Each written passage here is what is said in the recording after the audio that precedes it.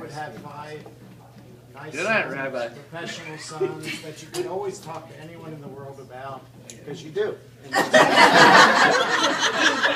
I want to give a couple vignettes on my earliest remembrances of my mom and how this evolved, that she could talk about her 5 great sons. So the first remembrance, I think, was when I was about 7 years old. I had developed a strange equilibrium problem. I got sick. I'm in the hospital, and I'm about 6, 7 years old, right? But I did okay, and I got into a private room. So Mom is there for your family. That's the first key message. So she's there, and her friends have to come visit, and I had no pajamas that day. So I'm a 6, 7-year-old kid with no pajamas on under the sheets in the hospital, and all of her. But the point there is that she always had lots of friends. And she was always there for your family. The second reason she had 5 wonderful, great sons was that she was always there to support their athletics. If you have 5 boys, you have lots of sports going on, right? And not to pick on Fred, but Fred and I were almost like twins. And about 12, 15 years ago, Robin used to drive Sunday school with Megan and Shay and everyone. And one time she threw a kid out of her car on the way to Sunday school. Robin did that. I say, well, this is a flashback. It's like a deja vu, because I still remember all the days we used to go to baseball practice and go to games, and Fred was particularly incorrigible. And we rounded Oxford Street by Granby High School, and Fred got thrown out of the car. And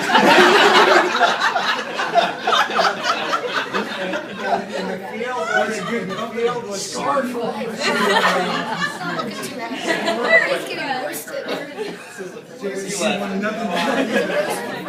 It was suburban elementary school. We were on Oxford Street. But the point of this story is that Mom's tough. And Mom doesn't put up with a lot of junk. And if you have 5 boys, you don't do that, right? So she was there, and she didn't put up with a lot of junk. But she wasn't necessarily always there for us, because sometimes she left us in the grocery store. Which was my next story. Another day outside the A&P at Ward's Corner, we were in the car by ourselves waiting for Mom. As the youngest, Mom would say, Ron, Larry, Brett. By the time you got to Gary, you know, it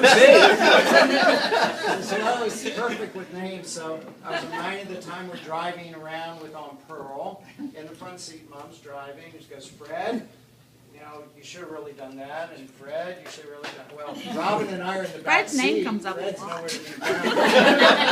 Finally, she stopped the car and looked back at me, and she goes, Fred, why aren't you answering? So that is clear indication that Fred couldn't do it right. Gary never did it wrong. I always appreciate it. Is Freddie here? He's over there.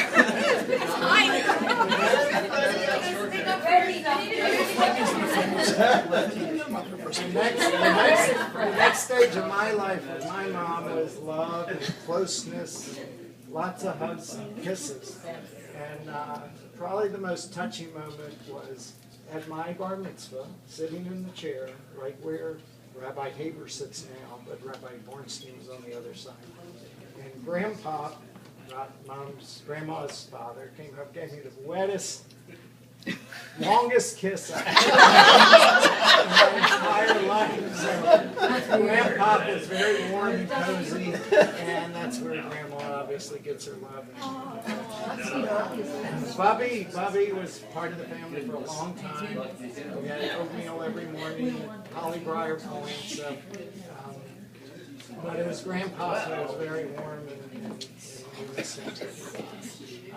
the last part of the story is how tough Mom is again, because of the last 5-10 years, we've had a couple illnesses. She showed up at Club Med at the best family reunion we could have. She was pretty sick, and we had a little family conference. So, it's one of the doctors in the family. We said, what are we going to do with Mom? She's not right. We need to take her to the emergency room. We need to take her here or there. And I said, Mom would rather not be on this earth than to miss this weekend. So she stayed for the weekend. She ended up in the hospital for a few days and got over her illness. And a couple of years later, she got shingles, and we flew down, got Mom back up, and she got up here, and she just wasn't right. And I remember the day Leslie and Robin took her to the doctor, and she got in the hospital. So the smart neurologist calls and tells me about Mom's story, and gives her one shot of IV medicine, and she's better.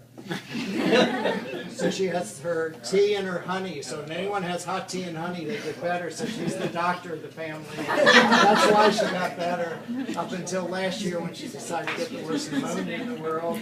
But a week later, she was all better. So All I'm married with that though, the nurses still ask me how she's doing, and I still hear about the manicure and pedicure they gave her in the hospital. I have never heard of any patient convincing nurses to give her a pedicure while they're in the hospital.